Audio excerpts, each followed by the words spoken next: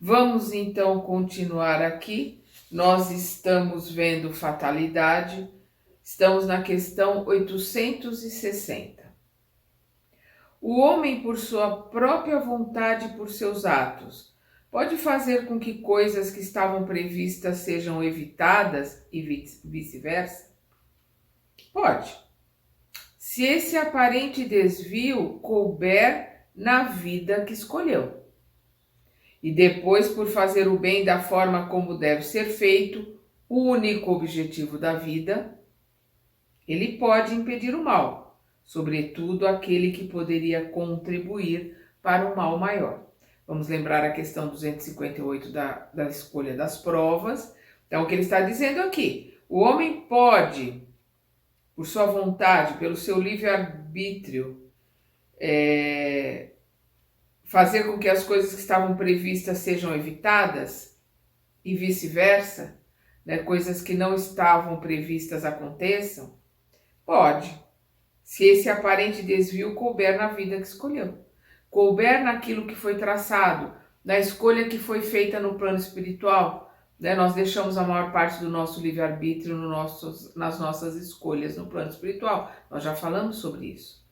E depois, por fazer o bem da forma como deve ser feito, o único objetivo da vida, o único objetivo da nossa encarnação é fazer o bem, aprender a amar, ele pode impedir o mal, sobretudo aquele que poderia contribuir para um mal maior.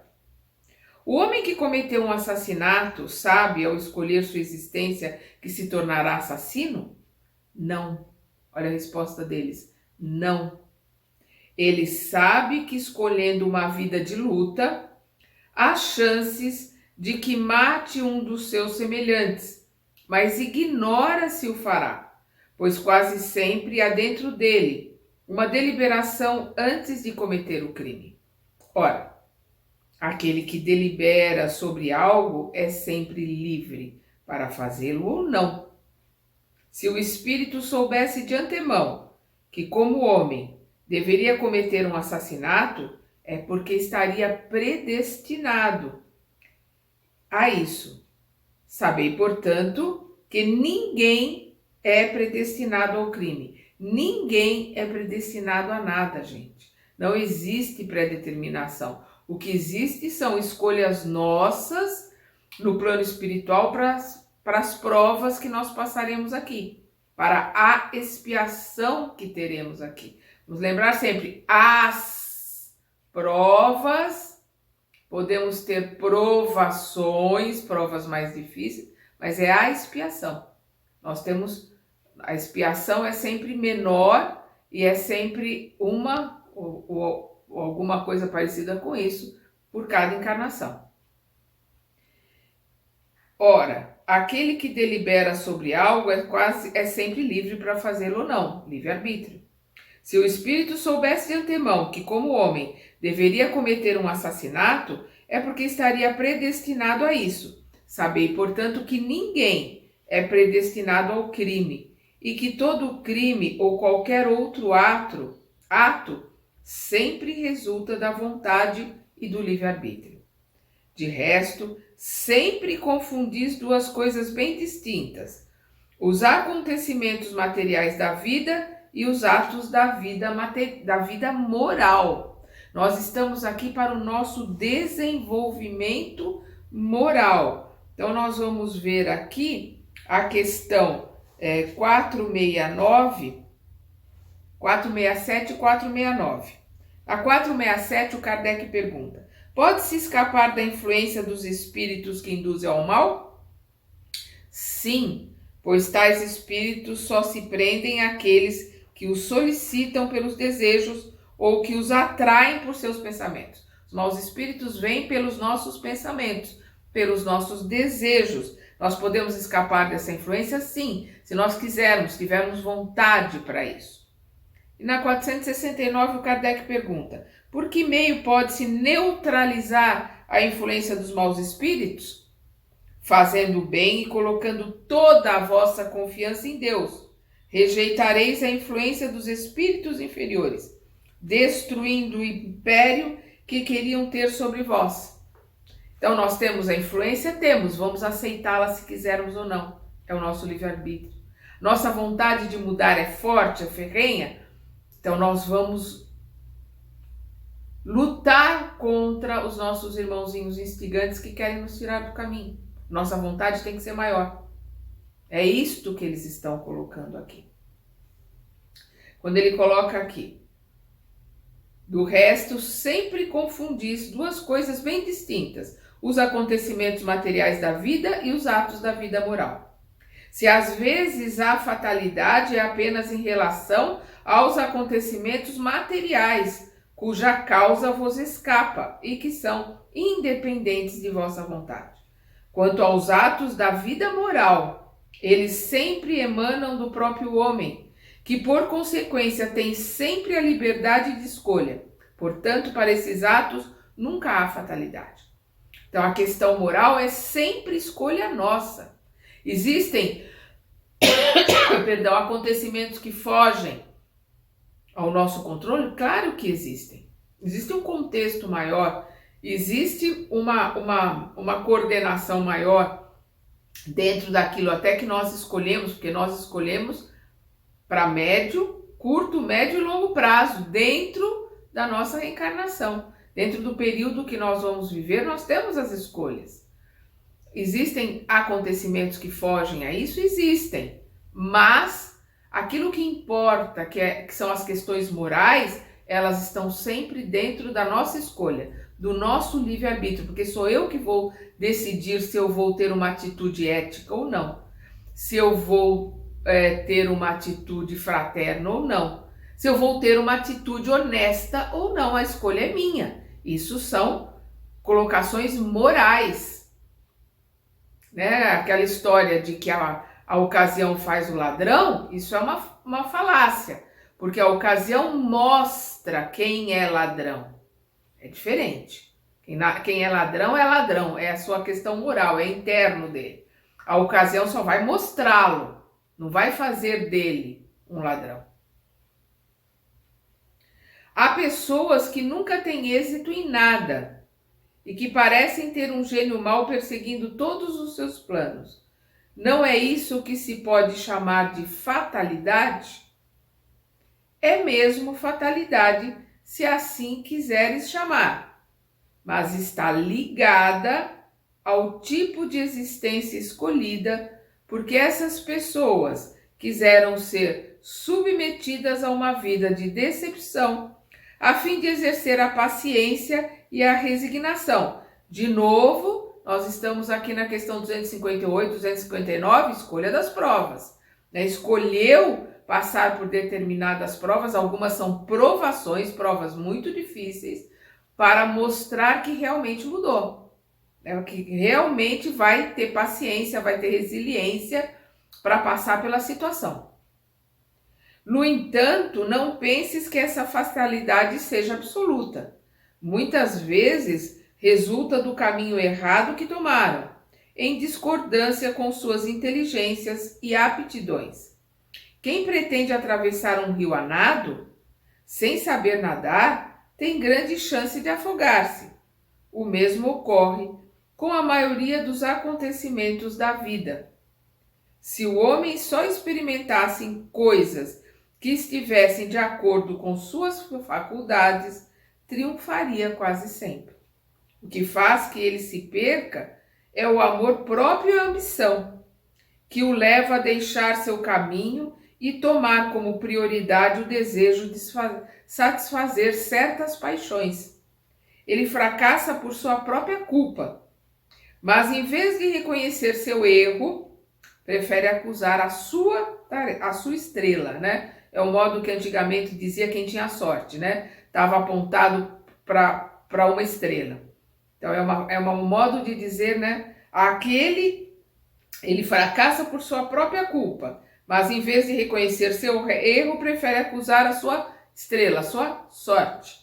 Há aquele que teria sido um bom operário, ganhando honradamente a vida, mas que será um mau poeta e morrerá de fome. Haveria lugar para todos se cada um soubesse colocar-se no lugar que lhe compete, dentro do seu carisma, né, do seu dom, da sua aptidão. Nós vamos dar uma olhada aqui na questão 928, quando Kardec pergunta: pela especificidade das aptidões naturais, Deus evidentemente indica a nossa vocação neste mundo. Muitos males não advêm do fato de não seguirmos essa vocação? É exatamente o que ele está falando aqui na questão 862, que é a que nós estamos. Pela especificidade das aptidões naturais, Deus evidentemente indica a nossa vocação neste mundo. Muitos males não advêm do fato de não seguirmos essa vocação? É verdade, os espíritos respondem, é verdade. E muitas vezes são os pais que, por orgulho ou avareza, desviam os filhos do caminho traçado pela natureza, comprometendo-lhes a felicidade. Serão responsabilizados por isso. Os pais serão responsabilizados por intervirem na vida do filho. Nós temos a obrigação de educar, de orientar, jamais intervir. Os costumes sociais, muitas vezes, não obrigam o homem a seguir um determinado caminho em vez de outro, e ele não se acha submetido ao domínio da opinião geral na escolha de suas ocupações? Isso a que se chama respeito humano não é um obstáculo ao exercício do livre-arbítrio? É interessante a pergunta que o Kardec está colocando. Os costumes, as questões sociais, às vezes não empurram o homem para determinadas coisas que vão acabar impedindo o seu livre-arbítrio. Olha a resposta que nós temos. São os homens que fazem os costumes sociais e não Deus. Esses costumes, essas formalidades ou essas obrigações, né? O filho do médico tem que ser médico, o filho do advogado tem que ser advogado, são colocações que são feitas pela sociedade e são os homens que criam essas colocações. Deus não tem nada a ver com isso. Se eles se submetem a esses costumes, se os homens se submetem a esses costumes, é porque lhes convém. E não deixa de ser um ato de livre-arbítrio, uma vez que, se quiserem, poderiam libertar-se deles. Então, por que se lamentar? Não são os costumes sociais que os homens devem acusar, mas sim seu tolo amor próprio, que faz com que prefiram morrer de fome a infringi-los. Infringir o amor próprio, o orgulho, né, de se afastar daquela convenção que a sociedade colocou. Ninguém leva em conta esse sacrifício feito à opinião dominante. Ninguém leva em conta esse sacrifício feito à opinião dominante, ao passo que Deus levará em conta o sacrifício da vaidade. Isso não quer dizer que seja necessário afrontar a opinião dominante desnecessariamente, como certas pessoas que têm mais originalidade do que verdadeira filosofia. Há tanto contrassenso em exibir-se ou em deixar-se admirar, como se for um animal curioso, quanto há de sabedoria em descer voluntariamente sem lamúrias quando não se pode permanecer no alto da escala. Isto aqui é muito importante que se entenda. Precisa saber qual é o nosso lugar, qual é o nosso dom, aquilo que realmente nós viemos fazer aqui. Isso está dentro de nós, nós temos a intuição. Nós sabemos quando nós estamos no caminho certo ou não. Perdão. Isso é importante que a gente entenda. Os pais não têm direito de intervir. Eu não me lembro agora o nome, eu sei que um grande músico aí do passado, que antigamente ser músico era uma vergonha para a família, né? Eram considerados vagabundos os que se dedicavam à música, principalmente à música popular, e o pai queria que ele fosse médico, ele se formou em medicina, fez medicina, se formou, entregou o diploma para o pai e foi cuidar da sua música, se tornou um grande músico. Então, ele não desobedeceu o pai, ele não entrou em atrito com o pai, entregou, mas ele deu o diploma para o pai, porque o pai que queria, não era ele. e foi fazer aquilo que era a sua aptidão, aquilo que ele sabia que é o que ele deveria fazer. Se há pessoas para as quais a sorte em tudo é contrária, outras parecem ser privilegiadas, pois em tudo triunfam. A que isso se deve? Muitas vezes é porque sabem orientar-se melhor. Mas isso também pode ser um tipo de prova. O sucesso as embriaga, elas confiam em seu destino e mais tarde, frequentemente, pagam esse mesmo sucesso com cruéis reveses que poderiam ter evitado com a prudência. Essa questão do que a gente chama de sorte, as pessoas que estão viradas para a sua estrela, né, que tem muita sorte, às vezes também é uma prova de saber o quanto elas são prepotentes, o quanto elas são vaidosas, orgulhosas das suas escolhas, ou o quanto elas realmente analisam, prestam atenção, estão muito centradas em si, têm o autoconhecimento, estão realizando a sua reforma íntima, estão se conhecendo cada vez mais, então as suas escolhas são cada vez mais acertadas. Para quem está de fora, não vai saber distinguir se é uma prova ou se é assertividade. A pessoa é que sabe. Cada um sabe de si. E nós só respondemos por nós. Nós não respondemos por mais ninguém. E nós não podemos cobrar a ninguém por nada. Nós só podemos cobrar a nós mesmos. Como explicar a sorte que favorece certas pessoas em circunstâncias que independem de sua vontade e de sua inteligência? No jogo, por exemplo. Alguns espíritos escolheram antecipadamente determinadas formas de prazer. A sorte que os favorece é uma tentação. Aquele que ganha como homem perde como espírito. É uma prova para o seu orgulho e a sua cobiça. Então, ganhar no jogo é complicado, porque quem joga está exercendo um vício, um prazer, e é cada vez mais tentado. Nós vamos ver a questão do dinheiro, porque nós não sabemos lidar com o dinheiro. O dinheiro não tem nada errado, a riqueza não tem nada de errado. Nós precisamos saber lidar com ela. Nós precisamos saber quais os caminhos certos para obtê-la e quais são as nossas atitudes perante a fortuna para não sermos escravos dela. Como Jesus colocou, não se pode servir a dois senhores. Dai a César o que é de César e a Deus o que é de Deus. Então não é o problema o dinheiro, não é o problema a fortuna, é o problema o que se faz para ter, o que se faz para manter. Essa é que é a questão. Então, às vezes, ganhar algum dinheiro é uma prova muito difícil. É uma tentação a continuar jogando para o jogador. É uma isca na qual ele cai. Já comentei aqui, vou comentar agora de novo, no livro O Céu e o Inferno, nós vemos lá uma condessa, né, uma psicografia que o médium faz de uma condessa que foi muito amada, que morreu muito jovem, uma mulher muito bonita, muito rica, muito poderosa, e ela comenta que ela cuidou muito das suas últimas reencarnações, que ela pediu reencarnações de provas muito difíceis, por onde ela passou por muita dificuldade, ela pediu encarnações com muita pobreza, com muita dificuldade, para que ela pudesse se aprimorar. Ela deixou por último, porque era a última encarnação dela, ela não ia precisar mais voltar na Terra, a encarnação mais difícil, mas ela quis se preparar muito para essa última encarnação, que é rica, poderosa e bonita.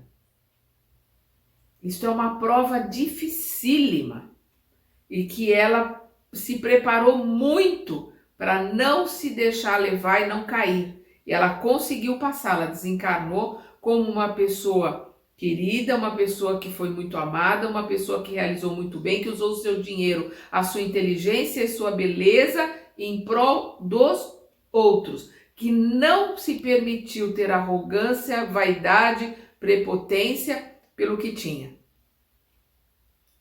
é a prova mais difícil que tem. Beleza, riqueza e poder. Quando vem os três juntos, aí é provação. Prova dificílima.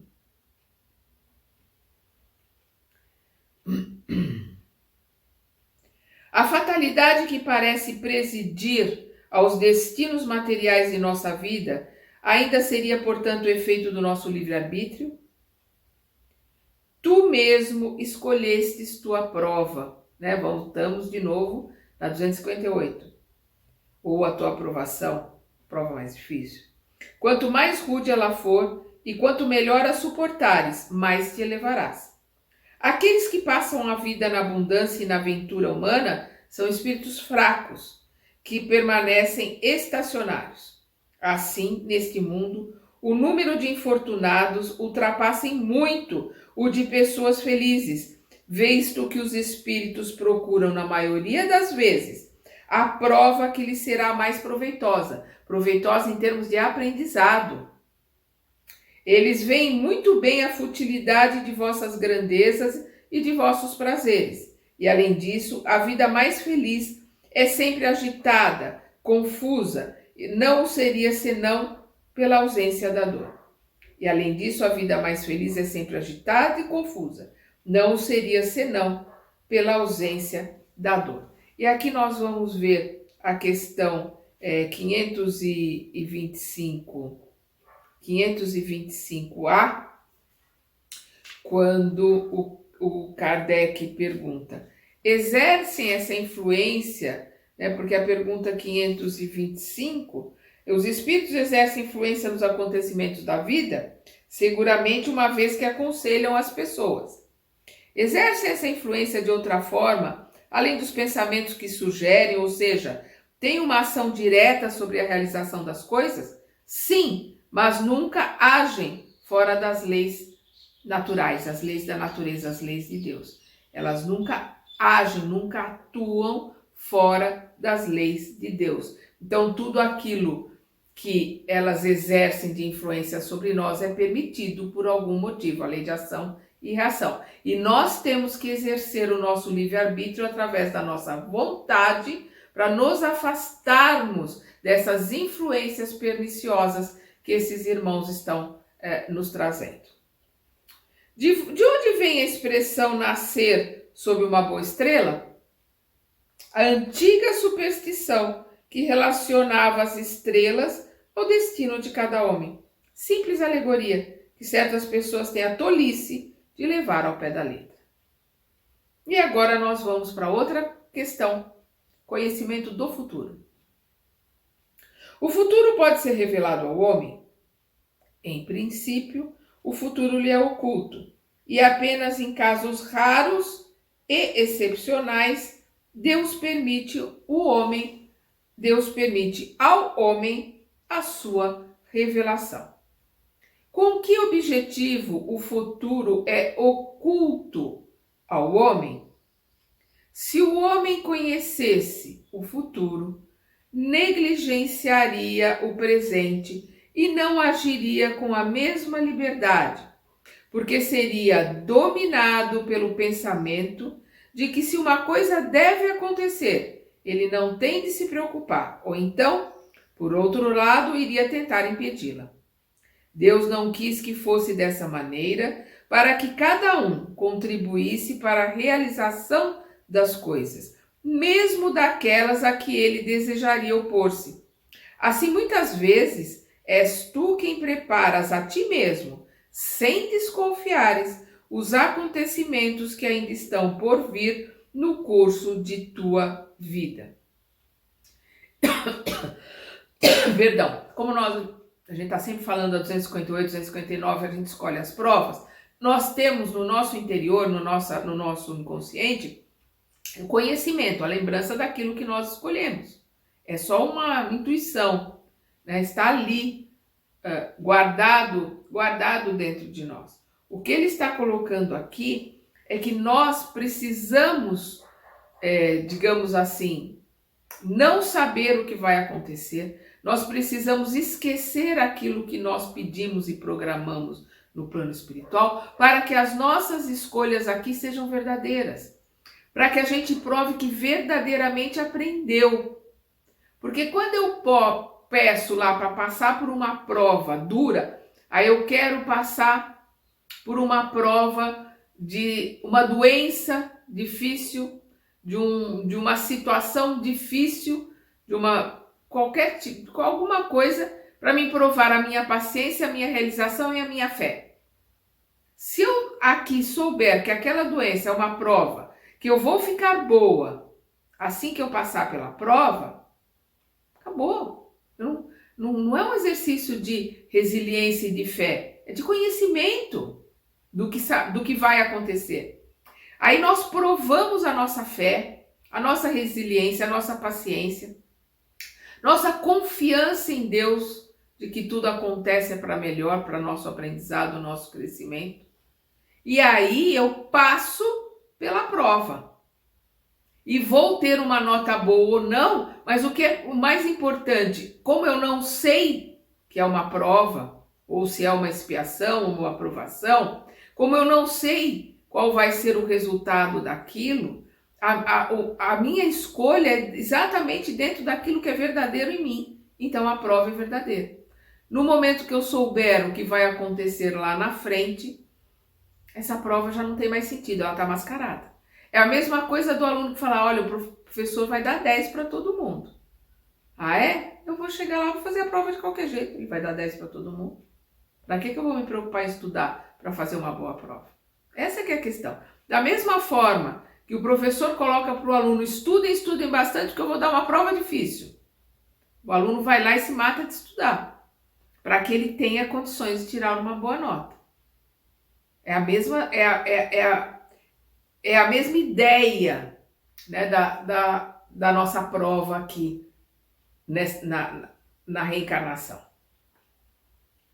Se convém que o futuro permaneça oculto, por que Deus permite às vezes a sua revelação? Em alguns casos que as pessoas têm intuição ou têm algum tipo de revelação de alguma coisa que vai acontecer? Ele permite quando esse conhecimento prévio deve facilitar a realização de algo ao invés de atrapalhá-la, levando o homem a agir de forma diferente do que faria se não o soubesse. E além disso, muitas vezes isto é uma prova. O conhecer alguma coisa é a prova, para ver qual é a atitude, qual vai ser a colocação que nós vamos ter. A perspectiva de um acontecimento pode despertar pensamentos mais ou menos bons. Se um homem deve saber, por exemplo, que receberá uma herança com a qual não contava, poderá ser tomado pelo sentimento de cobiça, pela alegria de aumentar seus gozos terrenos, pelo desejo de tomar posse disso mais cedo, desejando talvez a morte daquele que deve deixar-lhe a fortuna. Ou então, essa perspectiva despertará nele bons sentimentos e pensamentos generosos. Depende dele. Se a predição não se realizar, trata-se de outra prova, a da maneira para a qual ele suportará a decepção. Mas nem por isso deixará de ter o mérito ou o demérito dos bons ou maus pensamentos que a crença no acontecimento lhe despertou. Como Deus tudo sabe, também sabe se um homem deve ou não sucumbir a uma prova.